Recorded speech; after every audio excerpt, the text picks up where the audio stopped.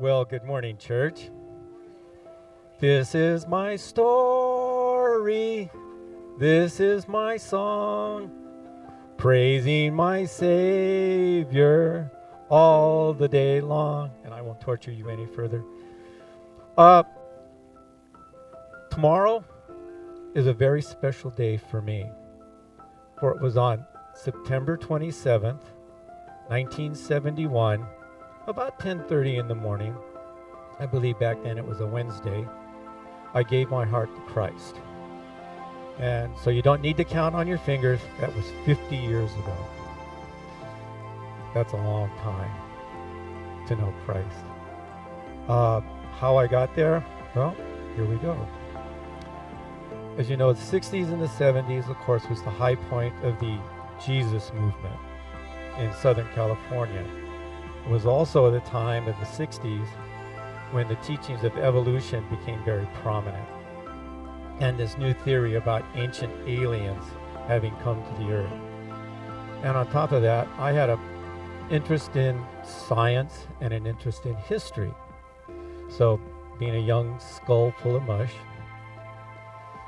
I began watching and being fascinated by mythology, Greek, Roman, Egyptian. Again, then on top of that, the whole idea of evolution being taught, and billions and millions and trillions of years, whatever that all is. And then, I must have also need to explain that I was also raised in the Catholic Church, went through, communion and all of that. And even at the age of 10 or 11, I completely read through the Bible. Happened to be the Catholic Bible, so I had a few extra books I had to read. So, with the Catholic upbringing and a belief that there was a God at the time, but then having all these other things come at us, the National Geographic specials about dinosaurs and all that, I kind of began, it's probably the enemy put these thoughts in my mind, that maybe the Bible is just mythology, Jewish Christian mythology, just like the Greeks, the Romans, because they couldn't explain the science of how the earth came to be. So with all of that, I slowly in my early teens developed kind of an agnostic feeling. Maybe there's a God, maybe there isn't. Quit going to church, which seemed, for whatever reason, was okay with my family. I don't know why. And then later, as I got into my later teens, I kind of went, well, you know what? I don't think there is a God. I mean, the Bible just doesn't match the science. So I went my merry way thinking, well, there is no God. I even talked to a priest one time about it, and he just, well, that's very interesting. Go your way, my son, without trying to convince me otherwise. So this went on for a while, and, okay, I'm going to just have to enjoy life, make the best of it.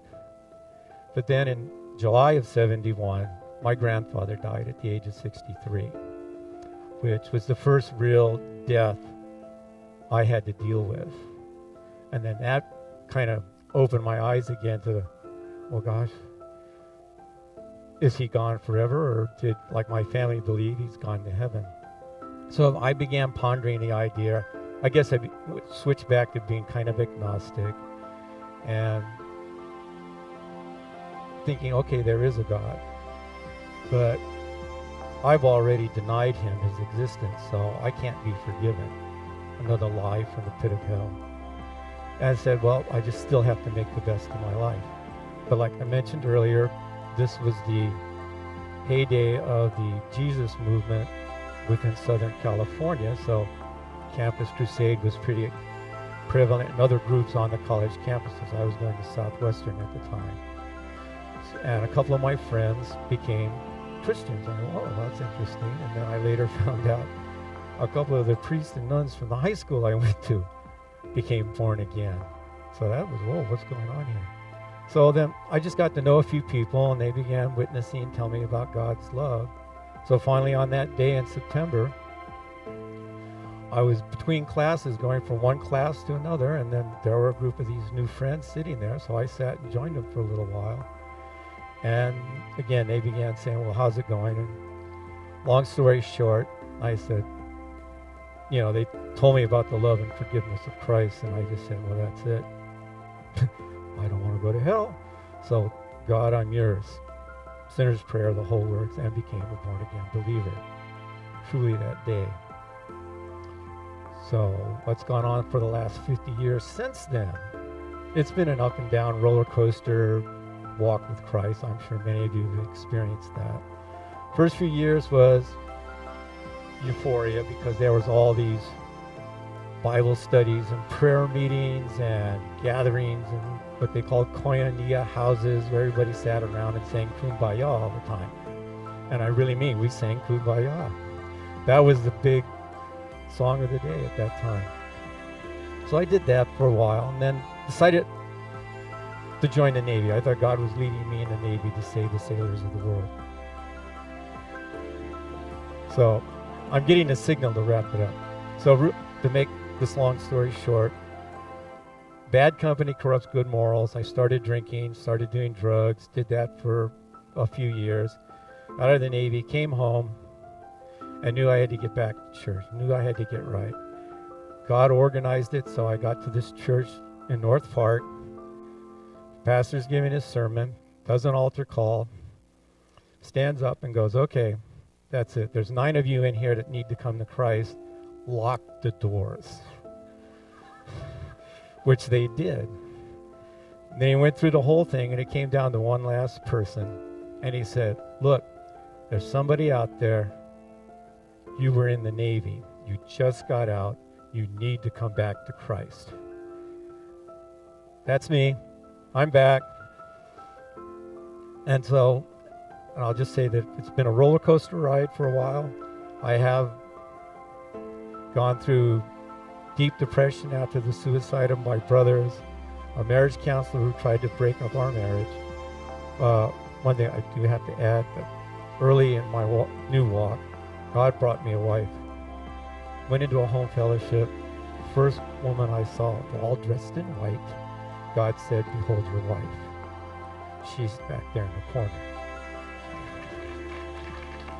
And one of the things we've held on to for the last 36 years, 37, 38, whatever it is, that our marriage is called and no one can break it up. One person tried, she failed because we always came back to God has called our life, He's called our marriage, He's called our walk. So I just want to end this with, I want to encourage you who are young in the Lord that Peter told us there would be trials and tribulations, and there will be trials and tribulations. Some of you may be even going through some now. But God was always there, even if I didn't think so. He was always there. He never left me. He never forsake me. Guided me on my path. And I mean, my wife and I were going through a rough patch now. In 2009, she was diagnosed with some sort of rare neurological disorder that there's not time to go into. But we've always held on. Sickness and health. God is still with us, still getting through us, still blessing us. And we're looking forward to ever how many more years God has for me.